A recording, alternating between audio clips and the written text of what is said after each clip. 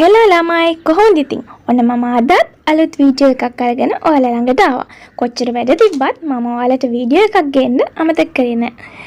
ඉතින් අදත් වෙනදා වගේම ක්ලිනිකල්ස් යන්න ලෑස්ති වුණා.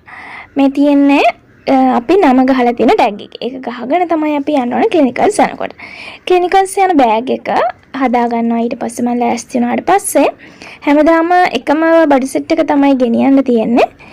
අපි මේ දවස්වල කරන්නේ සර්ජරි අපොයින්ට්මන්ට් එක. ඒක නිසා ලොකු බඩු ගොඩක් ගෙනියන්නේ නැහැ.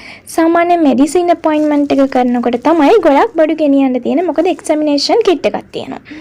අනිත් අපොයින්ට්මන්ට්ස් වල එහෙම ලොකුවට එක්සැමිනේෂන් කිට් එකක් අවශ්‍ය නැහැ. සයිකියාට්‍රි අපොයින්ට්මන්ට් එක වගේ කරනකොට ස්ටෙතොස්කෝප් එක ගෙනියන්නෙත් නැහැ. ඉතින් පොත් ටික දාගත්තා.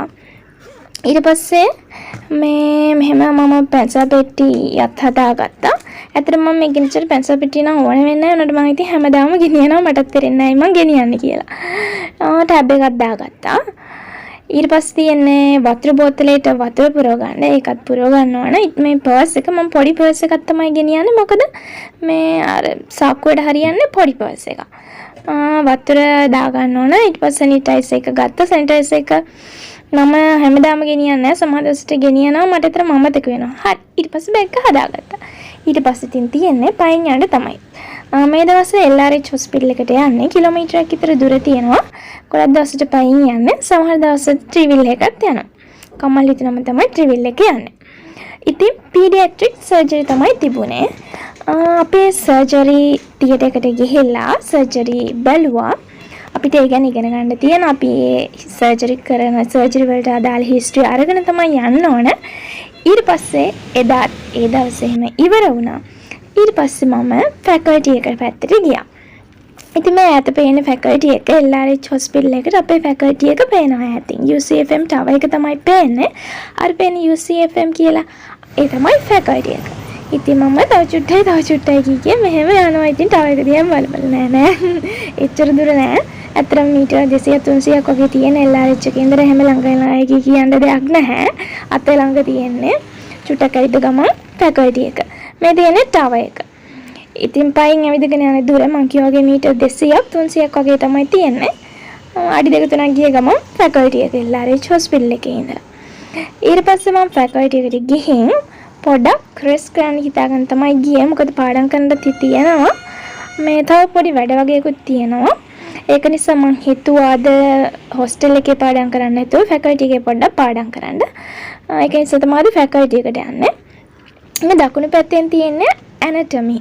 ඉස්සර අපි ඩිසෙක්ෂන් කරපු මේ තැන. මෙතන තමයි ඉස්සර අපි ඩිසෙක්ෂන් කරේ. මේ හෝල් එකේ දැන් ඩිසෙක්ෂන් කරන්න මේක නෙමෙයි UCFM ටවර් එකේ මම දාන්න විදියට. ඉස්සර අපේ ඇනටොමි තිබුණේ එතන. ඊට පස්සේ ෆැකල්ටි එකට ගියා. ෆැකල්ටි එකට ගිහින් මම පොඩ්ඩක් රෙස්ට් කරන්න හිතුවා මුලින්. මොකද යාළුවත් එනකන් චුට්ටක් ඉන්න ඕනේ කියලා හිතුවා. ඒක නිසා මම පොඩ්ඩක් රෙස්ට් කරා. අද ෆැකල්ටි එකෙන් කන්නේ නැහැ. මොකද මම LRH හොස්පිටල් එකේ කැන්ටින් එකෙන් කාලා ආවේ. ඒකේ කෑම එක රසයි සාමාන්‍යයෙන්. ඒක නිසා LRH හොස්පිටල් එකට ක්ලිනිකල්ස් යනවා නම් එතනින් තමයි කන්නේ. ඊට පස්සේ මම පාඩම් කරන්න හිතුවා. මේ දවස්වල පාඩම් කරන්නේ පීඩියාට්‍රික්ස් සර්ජරි. ඉතින් පීඩියාට්‍රික් සර්ජරි තමයි පාඩම් කරන්න හිතුවේ. ගොඩක් අය අහනවනේ කොහොමද ඇමරිකාවේ ડોක්ටර් කෙනෙක් වෙන්නේ කියලා. ඇමරිකාවේ ડોක්ටර් කෙනෙක් විදිහට වැඩ කරන්න නම් USMLE United States Medical Licensing Exams කරන්න ඕන. ඒ exams වලට සූදානම් වෙන්න මම එදත් ඔයාලට කියපු Lecturio videos quizzes සෑහෙන වැදගත්. මේ විදිහට අපිට අවශ්‍ය USMLE exams එකට අදාළ lectures අපිට බලන්න පුළුවන්. Lecturio හරහා බලලා quizzes කරන්න පුළුවන්. ඇමරිකාවේ මෙඩිකල් ෆැකල්ටි එකේ ඉගෙන ගන්න අත්දැකීම මේ වෙබ්සයිට් එකෙන් ගන්න පුළුවන්. ඉතින් මේ වීඩියෝ එක කරන ඔයාටත් ඇමරිකාවේ ડોක්ටර් කෙනෙක් වෙන්න අදහසක් තියෙනවා නම් බලාපොරොත්තුවක් තියෙනවා නම් අදම Lecturio වෙබ්සයිට් එකට ලොගින් වෙන්න. ඒකෙන් ඔයාට හොඳ මඟ පෙන්වීමක් තියෙයි USMLE exams කරන්න. USMLE exams වලට අදාළ lectures බලලා අපිට ඊට පස්සේ අපිවම මැනගන්න quizzes කරන්න පුළුවන්. quizzes තියෙනවා හැම lecture එකෙම පස්සේ. ඒ quizzes නැවත නැවත කරන්නත් පුළුවන්. ඒ වගේම Lecturio වල අනිත් වැදගත් ලක්ෂණය තමයි concept pages. concept pages වල යම්කිසි පාඩමක් ගත්තම ඒ පාඩමේ epidemiology වලින් පටන් ගත්තම ඒකේ management දක්වා අවශ්‍ය සියලුම තොරතුරු තියෙනවා. Lecturio වල අනිත් විශේෂ ලක්ෂණය තමයි question bank එක. question bank එකේ pre-form test තියෙනවා. අපිට ඒ test කරන්නත් පුළුවන්. ඒ වගේම අපිට customize කරලා අපිට අවශ්‍ය පාඩමට අපිට අවශ්‍ය ටෙස්ට් එකට අදාළ ටෙස්ට් කස්ටමයිස් කරලා හදාගෙන ඒ ටෙස්ට් කරන්නත් පුළුවන්. ඉතින් ඒකත් ඊටම වැදගත් ලක්ෂණයක් Lecturio වල. මේ වගේ තවත් වැදගත් ලක්ෂණ ගොඩක් තියෙනවා Lecturio වල. මම පහළ description එකේ දාලා තියෙන link එකෙන් ගියාම ඔයාට Lecturio වල free version එකට login වෙන්න පුළුවන්. ඒ වගේම ගොඩක් videos වලට access තියෙන ගොඩක් resources වලට access තියෙන premium version එක ඔයාලා purchase කරනවා නම් ඔයාලට විශේෂ discount එකක් ලබා ගන්න පුළුවන්. මම description එකේ දාලා තියෙන code එක පාවිච්චි කරාම. ඉතින් ඒ link එකෙන් ගිහින් code එක පාවිච්චි කරන්න. එහෙම තමයි Lecturio ගැන අලුත් කතාව. පෞද්ගලිකව මට නම් තාම අදහසක් නෑ පිටරටක ડોක්ටර් කෙනෙක් විදිහට වැඩ කරන්න. ඒ වුණාට ගොඩක් අය මේ ගැන අහනවනේ. ඒ නිසා මම ඒ ගැනත් කිව්වා.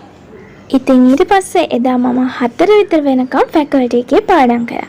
faculty එකේ පාඩම් කරලා ඉවර වෙලා ඊට පස්සේ මම hostel එකට යන්න ලෑස්ති වුණා. ඉතින් ගොඩක් අය කියනවානේ අපේ faculty එක ක්‍රොන්කිට් වනාන්තරයක් කියලා. ඇත්තට මෙහෙම නෑ. මේ බලන්නකෝ දැන් අලුතෙන් faculty එක හදලා තියෙනවා. ගොඩක් ගස් කොළන් දැන් තියෙනවා, මල් තියෙනවා. ඒ නිසා දැන් faculty එක ලස්සනයි. ඇත්තටම අපේ faculty එකේ ඉන්න එකේ ලොකු පහසුවකුත් තියෙනවා. මොකද මේ දැන් පේරාදෙනිය වගේ faculty ගත්තම හදිස්සියේ faculty එකේ canteens වහපුවාම faculty එකේ shops වහපුවාම ටික දුරක් යන්න ඕන අවශ්‍ය බඩු ගන්න ටවුන් එකට යන්න. නමුත් අපේ faculty එකේ faculty එකෙන් එළියට බැස්ස ගමන් ඕන තරම් කඩවල් තියෙනවා, ඕන තරම් වෙළඳපළවල් තියෙනවා, ඕන තරම් දේවල් ගන්න. ඒ නිසා ඒකත් ගොඩක් පහසුවක්. හදිස්සියට faculty එකේ shops canteens වැහුවත් අපිට ඕන තරම් access තියෙනවා වෙන තැන් වලින් උනත් අවශ්‍ය දේවල් ගන්න. ඒකත් ඉතින් ලොකු පහසුවක් ඇත්තටම අපේ faculty එකේ ඉගෙන ගන්නකොට. ගොඩක් දුර යන්න ඕනේ නැහැ. හරි. ඉතින් එහෙම තමයි. ඊට පස්සේ මම faculty එකේ වැඩ කරලා ඊට පස්සේ hostel එකට ගියා. hostel එකට සාමාන්‍ය මීටර් 500ක් 600ක් විතර වගේ දුර තියෙනවා. ඊට පස්සේ hostel එකට ගිහිල්ලා මම ආයෙ ටක් ගාලා ලෑස්ති වෙලා ගියා ෆෑන් එකක් ගන්න. මොකද මේ දවස්වල ගොඩක් රස්නේ. මම මෙච්චර කල් ෆෑන් එකක් පාවිච්චි කරේ නැහැ. මට ලොකුවට දාඩිය දාන්නේ නැහැ. ඒනට දැන් රස්නේ එන්නම වැඩි. මම වගේ දාඩිය දාන්නේ නැති අයටත් දැන් හොඳටම දාඩිය දානවා. ඒ නිසා ඉතින් මම ෆෑන් එකක් ගන්න තමයි ගියේ. මම මෙන්න මේ ෆෑන් එක තමයි තේරුවේ. මොකද ඒක බිම තියන්නත් පුළුවන්. ඊට පස්සේ මේස් උඩ තියාගෙන ඉන්නත් පුළුවන්. ඒක නිසා මේ ෆෑන් එක තමයි තේරුවේ. මම ටේබල් ෆෑන් එකක් තමයි ගන්න ගියේ. ඒත් මෙතන මම හොයපු විදිහේ ටේබල් ෆෑන් එකක් තිබ්බේ නෑ. මම හොයපු විදිහේ වට ළඟ ආසන්න එකකට තිබ්බේ ඒක තමයි.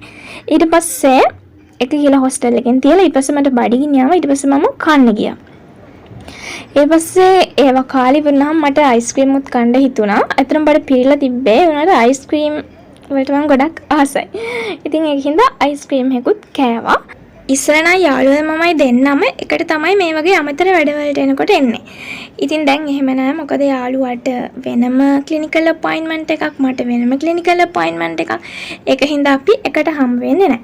ඒක නිසා හැමදේම දැන් තනියම තමයි කරගන්න වෙලා තියෙන්නේ. ඉතින් එහෙම තමයි ෆයිනල් එකකට ආවම වැඩි යාළුවෝ හම්බෙන්නේ නැහැ. ගෲප් එකේ අය විතරයි අපිට හම්බෙන්නේ.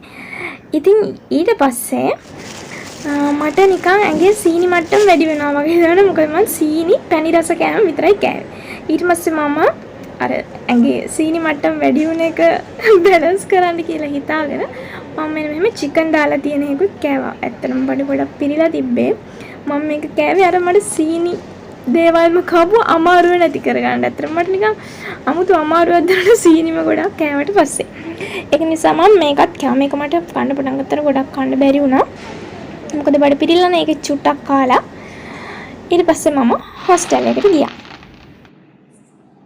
නංගිලා මල්ලිලා ඔයාලට පුළුවන් අපේ Telegram channel එකත් එක්ක සම්බන්ධ වෙන්න.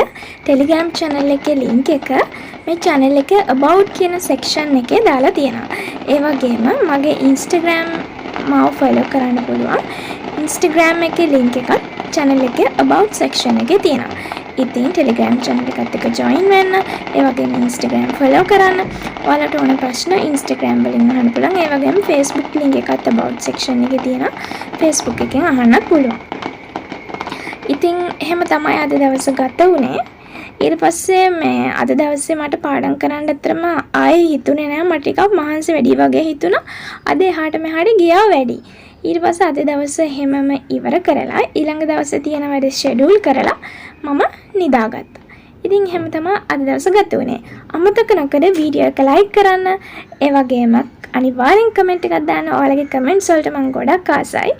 ඒ වගේම මගේ channel එක subscribe කරලා නැත්නම් අනිවාර්යෙන් subscribe කරන්න. එහෙනම් මම ගිහින් එන්නම්. ආයෙත් හම්බ වෙනකන්. bye.